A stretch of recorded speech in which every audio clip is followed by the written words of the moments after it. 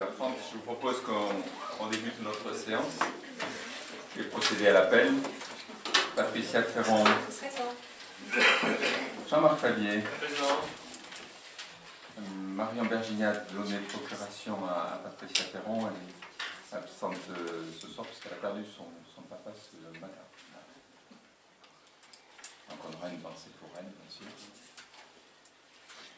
Christian Baillet. Sophie Dupouille est en retard. Jacques Choulet. Présent. Claire Duprat. Elle est là. Excusez-moi. À l'état civil, c'est Marie-Claire Duprat. Yoann Labarrière, donné procuration de Dominique Barrière. Corinne Roux. Arnaud Fabre. Marie-Ange Wabert a donné procuration à Solange Pudenx. Christophe Resté. Aurélie Lévesque. Huguette Etcheverry a donné procuration à Agnès Coutienne. Dominique Barrière. Présent. Sylvie Sauvignon. Présent. Agnès Gauziède. Présent. Ludovic Ducam. Présent. Solange Poudin. Christophe Vergès. Présent. Olivier Martinez a donné procuration à Cédric Mallet. Julie Sourier. Présent. Marjorie est là aussi. Isabelle Laburte a donné procuration à Marjorie. Cédric Mallet. Présent. Et Frédéric Buzyn. Présent.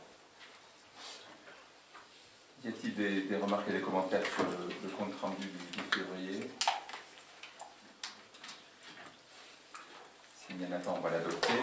Y a-t-il des oppositions, des abstentions? Je vous remercie. On a un conseil municipal qui est relativement court, qui en fait a lieu pour deux raisons. Il nous faut voter les taux de fiscalité, même si on a voté le budget il y a longtemps maintenant, avant le 15 avril. Bonjour Sophie. Et parce qu'on a une acquisition à faire et qui va nous permettre de faire la traversée piétonne entre le collège et la rue du Rieu, donc le centre-ville. Donc premier point à l'ordre du jour, le vote des fiscalités, tel que nous en avions débattu dans le débat des orientations budgétaires et tel que intégré dans le budget qu'on a adopté en décembre dernier. Nous ne toucherons pas aux taux de fiscalité qui resteront les mêmes que l'année précédente. Nous maintenons donc les taux de taxes foncières bâties, taxes foncières non bâties et taxes d'habitation sur les mêmes niveaux qu'en 2024. Y a-t-il des prises de parole avant qu'on adopte? Oui, Cédric. Oui, bonsoir à tout le monde. Oui, alors voilà, c'est sûr que voter maintenant les taux de fiscalité, alors que le budget a été établi il y a plus de 6 mois, on n'avait même pas de loi de finances.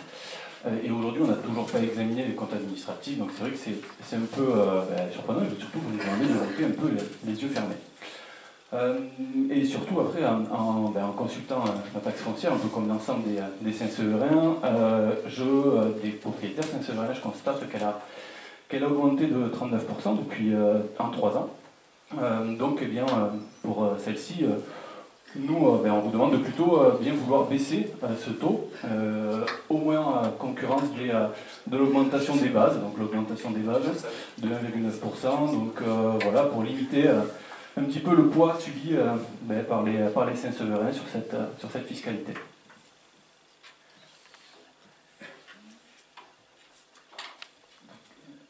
Et vous baissez quelles dépenses, M. Mallet? Quelle est la réalisation de cette année que vous ne feriez pas? C'est le Turcense, c'est les associations, c'est on ferme le cinéma, on augmente les prix, la cantine. Puisque vous voulez baisser la fiscalité, vous faites l'économie où en face? Alors, c'est bien à vous que revient cette charge, ou en tout cas cette volonté de mettre les investissements et de mettre les dépenses là où c'est important. Après, c'est bien les Saint-Sévérins qui le payent, et moi c'est à ça que je pense aujourd'hui.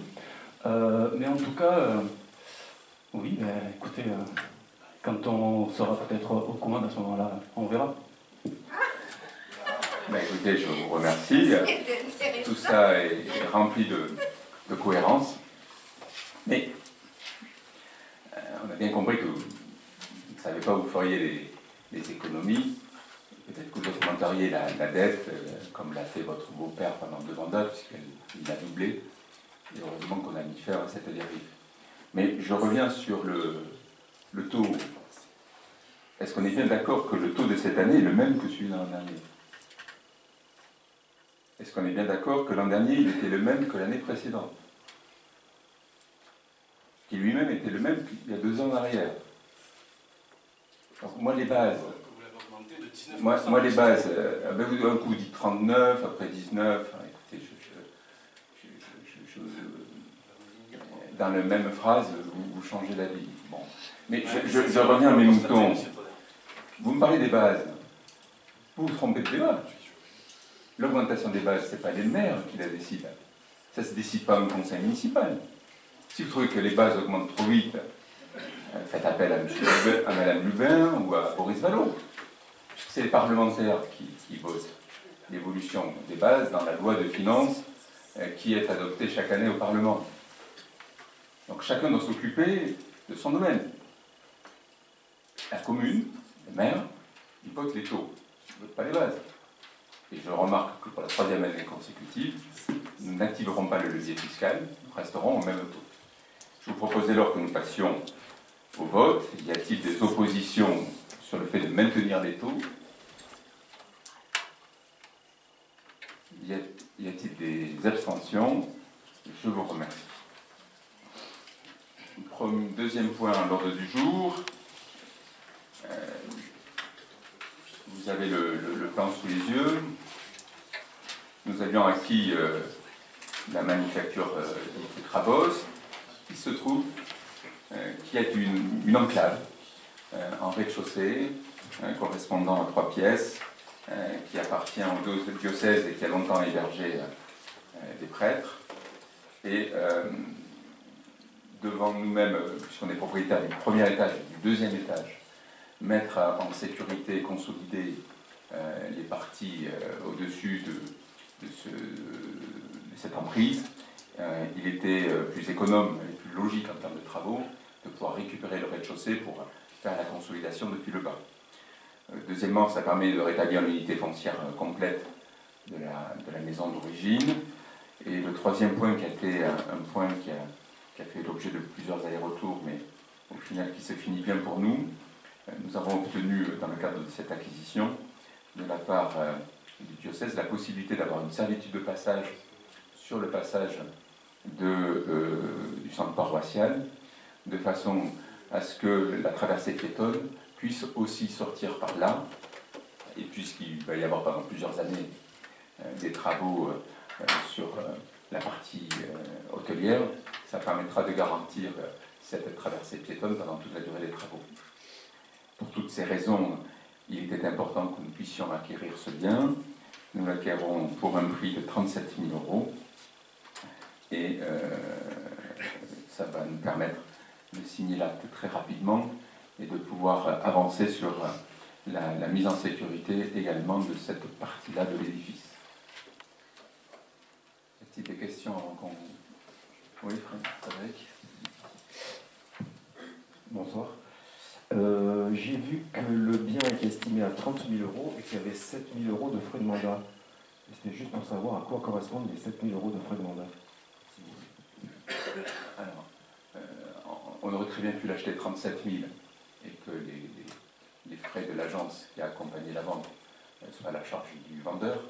L'inconvénient quand on fait comme ça, c'est qu'on paye des droits de mutation sur 37 000 €, alors que là, on payera les droits de succession de droits de mutation que sur les 30 000.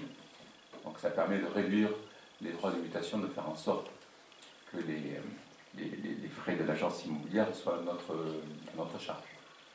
Alors la question pourquoi 7 000, c'est que généralement les droits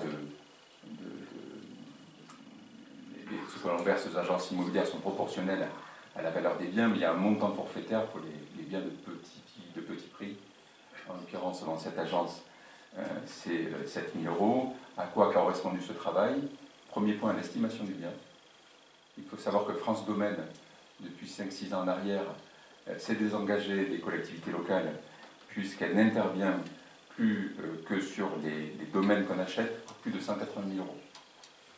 en dessous de 180 000 euros, on est obligé de faire appel à des professionnels privés, donc à payer une estimation du bien pour essayer de juger le vrai prix et objectiver le prix. Le deuxième élément, c'est qu'on a profité du fait d'avoir une agence immobilière pour qu'il nous fasse la promesse de vente, ce qui nous évite d'avoir un sous-seing à faire établir par le notaire, ce qui nous fait aussi gagner du temps. Ça va nous permettre d'aller signer directement l'acte. Et le troisième point, et là c'était un point délicat, il n'allait pas de soi qu'il y ait une servitude de passage tout public sur ce lieu. Et en ce sens, d'avoir une agence immobilière qui est un tiers extérieur nous a aidé dans la négociation avec le diocèse à obtenir cette servitude.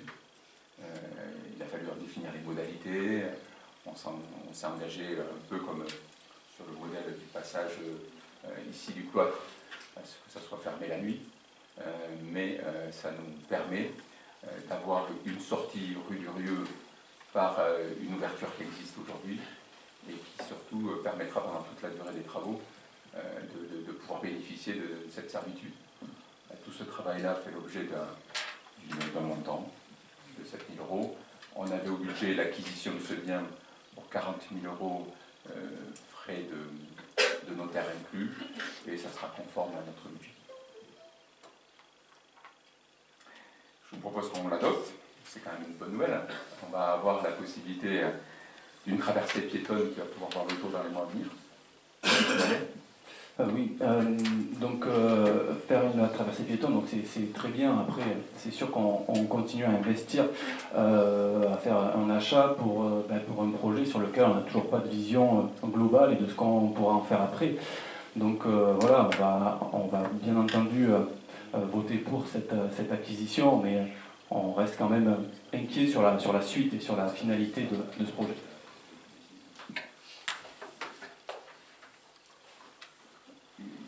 Je ne comprends pas vos doutes sur le code. Je vous le dis, je comprends qu'en campagne, on cherche à faire peur. Mais on a un bien pour lequel des travaux très importants sont en cours, financés en grande partie par des fonds d'État. On a un bien sur lequel on fait une traversée piétonne qui va faire l'objet de subventions du département et de l'État. Et sur la partie autre, on est accompagné par la région et la Caisse des dépôts et consignations, la Banque des territoires, qui finance une étude de marché pour calibrer l'hôtel. Il ressort des premiers éléments de cette étude qui n'est pas finie, qui a la place pour un hôtel à Saint-Sevé. C'est une bonne nouvelle pour nous. Ce que dit cette étude, c'est qu'il y a de plus en plus, il y a une pénurie d'hôtellerie et aussi de restauration le soir sur Saint-Sevé. D'ailleurs, je ne passe pas un Saint-Séverin qui ne se plaint pas. Un soir, tiens, avoir eu envie d'aller manger, ou des fois, il ne trouve rien. Donc, à la question, est-ce qu'il faut un hôtel-restaurant à Saint-Sevé, ben, je crois qu'on ne peut que partager l'intérêt d'avoir ça. Et puis, on a, ces dernières années, une fréquentation touristique qui est en augmentation. J'ai l'impression de revivre le sujet qu'on avait sur le camping il y a quelques années.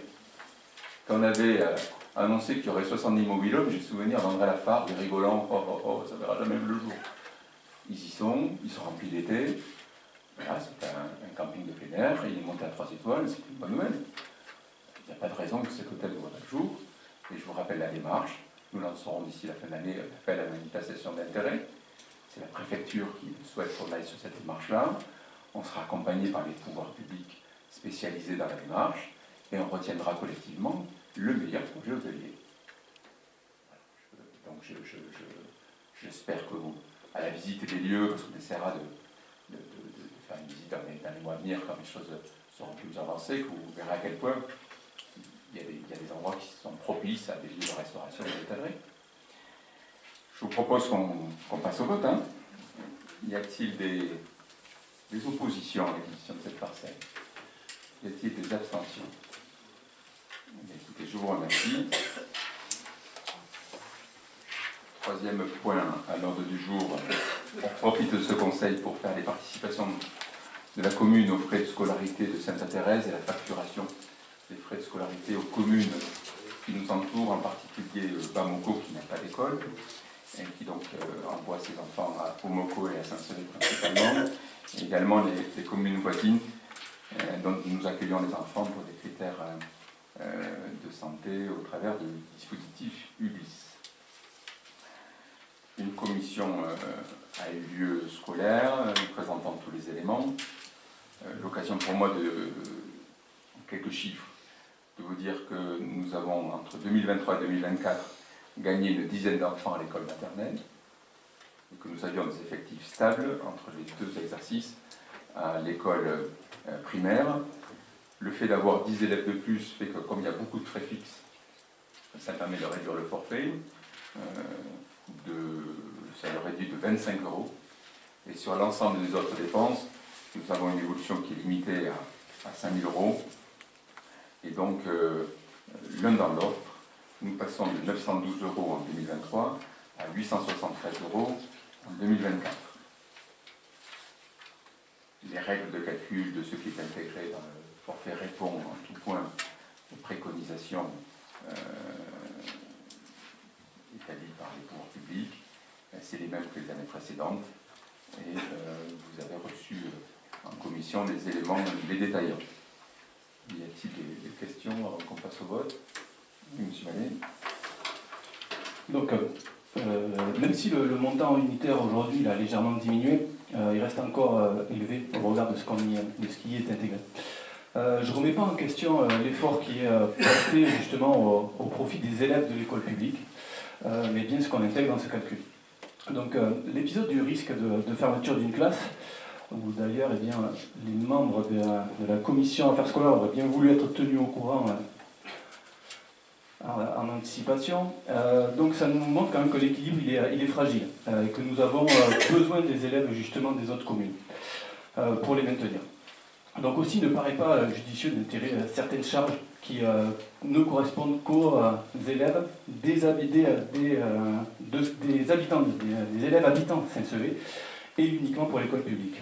Donc tout cela pour quelques centaines d'euros à réclamer à 3 communes limitrophes, mais surtout à verser à l'école Sainte-Thérèse, donc sans certitude que les élèves et les habitants de Saint-Sevé aient exactement la même prestation.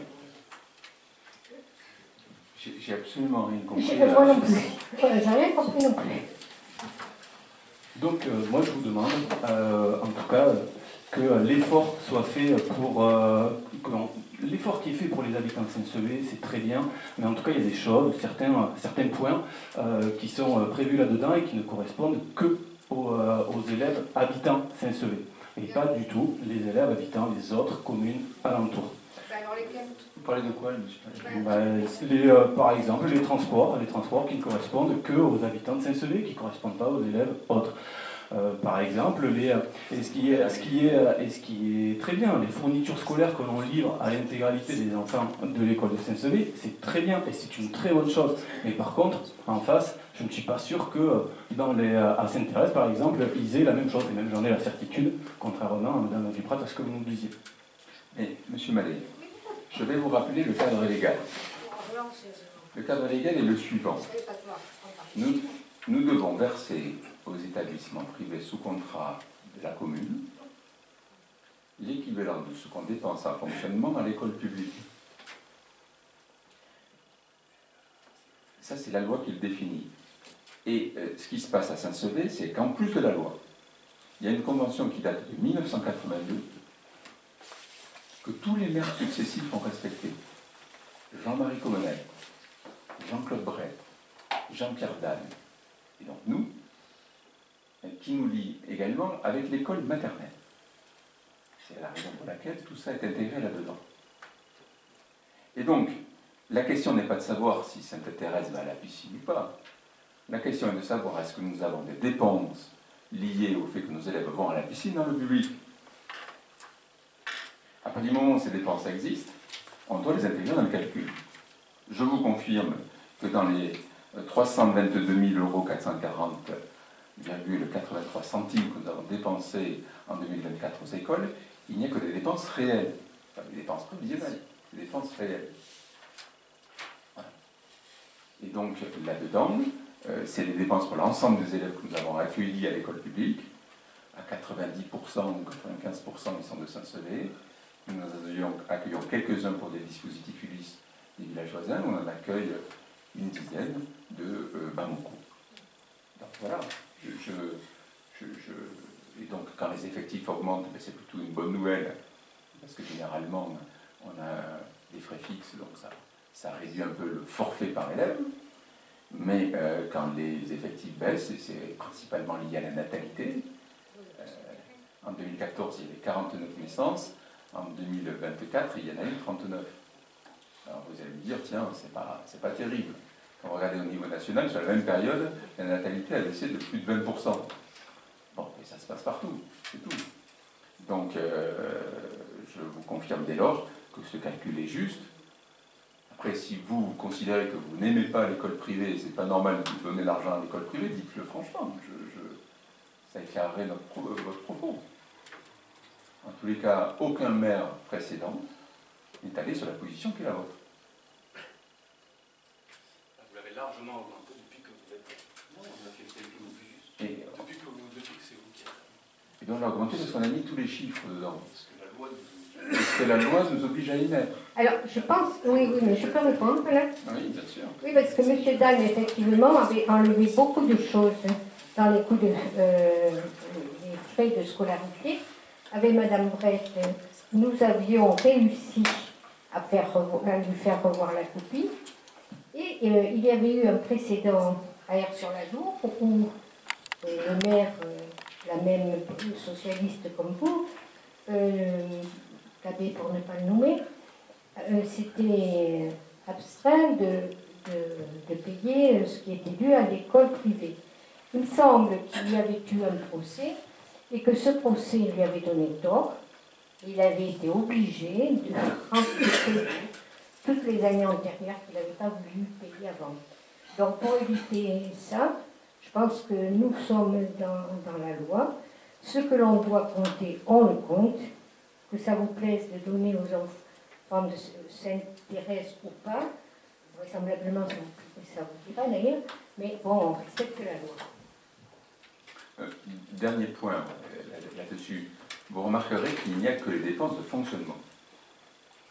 Ça veut dire que les dépenses d'investissement, on en fait, l'investissement dans nos écoles, ne sont pas intégrées dans ce calcul. Ça veut dire que quand un enfant est accueilli dans l'école privée, quelque part l'investissement est payé par la contribution personnelle des familles, et donc participe quelque part à faire une économie aux contribuables. Parce que si on récupérait 50 ou 60 enfants de plus, on serait sûrement amené à agrandir des équipements scolaires publics. Donc écoutez, moi c'est une chance, je crois, pour notre commune d'avoir 2 écoles, ça offre le choix, et moi je suis tout à fait heureux de voir les moyens dont dispose l'école publique, et je crois qu'on fait tout pour essayer que l'enseignement dans cette école, dans ces écoles, pour cette partie, soit le meilleur possible. Je vous propose qu'on adopte ce forfait. Y a-t-il sur la participation alors le point 3, c'est pour facturer aux communes voisines. Nous avons 14 enfants de Bamako, 2 d'Audignon et 1 de Couture. Y a-t-il des oppositions pour facturer à ces communes-là? Ça veut dire que vous aimeriez qu'on facture rien, c'est ça? Je vous ai expliqué exactement pourquoi. Non. On a besoin de ces élèves, et vous faites mine de faire semblant, mais on a besoin de ces élèves, on a besoin qu'ils viennent et d'en avoir le plus. Et donc ça vous paraît pas logique que le contribuable de Bamako finance pour les élèves qu'on accueille? Si, mais à sa juste valeur. À sa juste valeur et que l'on finance. Et nous, à la juste valeur, également l'école privée. Et donc... Mais on devrait leur mettre en plus l'investissement. Mais c'est pas prévu comme ça. Donc, donc on ne fait que ce qui est prévu. Bon. C'est un point sinon. Non, j'étais à l'adjoint scolaire il y a 10 ans, on avait déjà ce même débat et ça n'a pas changé, quoi. Et on calcule à l'euro près, quoi. Monsieur Mallet voudrait qu'on ne facture pas toutes les dépenses qu'on engage pour les élèves de Bamako à Bamako. Moi, je trouve que c'est une bonne gestion. Ça augure de la gestion des comptes à laquelle nous pourrions assister. Moi, je trouve que ça mérite que la commune c'est très intéressant. au Moco qu'à Saint-Sevé pour ne pas perdre des classes. C'est très intéressant. C'est très intéressant. Deuxième sujet. Donc, on a adopté ce point-là. Si, ils ont voté contre. Alors, est-ce qu'il y en a qui s'abstiennent? Donc, je remercie la majorité de valider les chiffrages que nous avons faits. Et nous allons donc participer aux frais de scolarité des écoles de Sainte-Thérèse. Nous en avons 58. Y a-t-il des oppositions, des abstentions? Je vous remercie.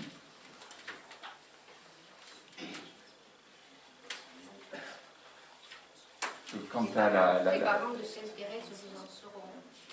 Quant à la remarque que vous avez faite sur la commission scolaire par rapport à la classe, là, écoutez, moi, on est au travail au quotidien, nous, avec tous les acteurs publics avec qui on collabore. On a eu des échanges réguliers avec l'inspection d'académie et il nous semblait très important de consolider les évolutions d'effectifs que nous avions. Et si la DAZEN est arrivée en commission départementale de l'éducation nationale en proposant de retirer la décision de fermeture de la classe à Sainte-Sevé, ce que le CDEN a bien sûr appliqué, c'est parce qu'elle avait des chiffres actualisés qui montraient qu'à la rentrée, nous avions plus d'élèves en prévision qu'à la rentrée précédente. Dans cette situation-là, il paraissait incongru, et tout ça fait l'objet d'échanges mails, de réunions, de rencontres, d'échanges téléphoniques, de courriers, tant avec Madame Brett et que les services périscolaires, et que nous avec l'inspection, tout simplement. Et donc, il paraissait inutile de faire une commission scolaire alors que la décision n'était pas emportée. La commission scolaire a eu lieu après, et bien entendu, nous espérons que jusqu'à la rentrée, nous aurons un maximum d'inscriptions, puisque si nous venions avoir une chute d'effectifs parce que des familles s'en vont, ça pourrait remettre en cause cet équilibre précaire. Ce n'est pas ce qui se dessine, et on s'en réjouit. Mais voilà, je voulais que ces choses soient dites. Est-ce que je peux vous... Oui, bien sûr. Oui, alors ça veut dire que vous considérez que nous, élus, n'avons pas à connaître ces éléments-là. Puisque si vous dites que vous n'aviez pas besoin de nous en informer. Donc moi je suis... Nous avons connu ces éléments-là à partir du moment où les parents se sont manifestés et où, a priori, vous aviez les éléments depuis un petit moment. Donc oui, je suis surpris et je regrette que nous ne soyons encore pas associés à ces démarches, à ces discussions. Mais je vous confirme que je suis le maire, que vous m'avez confié une responsabilité et que je l'assume. La commission, elle est là pour préparer une décision du conseil municipal. Et donc, s'il y a une commission qui s'est réunie, c'est parce qu'il y avait à présenter ces éléments-là. Et Claire fait 2 réunions de commission dans l'année pour faire un point global. Moi, je suis au travail avec les parents d'élèves, avec les agents du service, avec les directions scolaires et avec l'inspection d'académie. Voilà. Donc, on a œuvré... Je vous remercie donc de nous dire qu'on ne sert à rien. Ben non, vous avez un rôle d'opposition. L'opposition, elle est très importante. Justement, c'est bien le seul rôle. Mais je vous confirme que je travaille les questions scolaires avec Claire Duprat, avec vous. Mais pour autant... Je vous confirme qu'il y avait toujours le même nombre d'élèves et qu'il n'y avait pas lieu de faire une commission pour vous dire on a le même nombre d'élèves.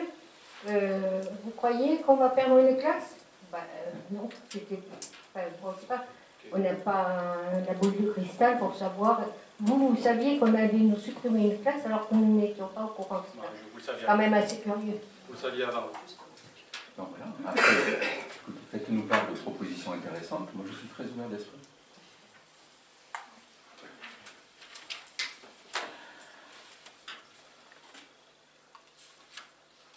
Dernier point à l'ordre du jour. Non, c'est l'avant-dernier. C'est un renouvellement. C'est la convention pour la participation financière pour la mise en place d'accompagnateurs dans le transport scolaire pour les écoles maternelles. J'imagine qu'il y a pas de questions. On va voter. Y a-t-il des oppositions? Des abstentions? Je vous remercie. Autre renouvellement. Nous avons le centre de gestion qui est un service remplacement. Il n'y a pas eu recours ces dernières années. Pour autant, c'est un service gratuit. Je vous propose que nous renouvelions cette adhésion à ce service. Il y a plus d'opposition, des abstentions. Je vous remercie. Ah non, j'avais oublié le dernier point à l'ordre du jour qui est un... Deux points. Vous l'avez promis. Septième point à l'ordre du jour. Nous avons un point important. Notre responsable des espaces verts, qui est avec nous depuis février 2018, va partir à la retraite au mois de juin. Je voudrais ici lui témoigner la gratitude de la ville, puisqu'en cette année, il nous a obtenu une fleur, une deuxième fleur, et la troisième fleur au concours des villes et villages fleuris. Son remplacement se fera par une personne qui a le même profil que lui, et qui sera en CDD à temps non complet, puisqu'il souhaite maintenir d'autres activités à côté.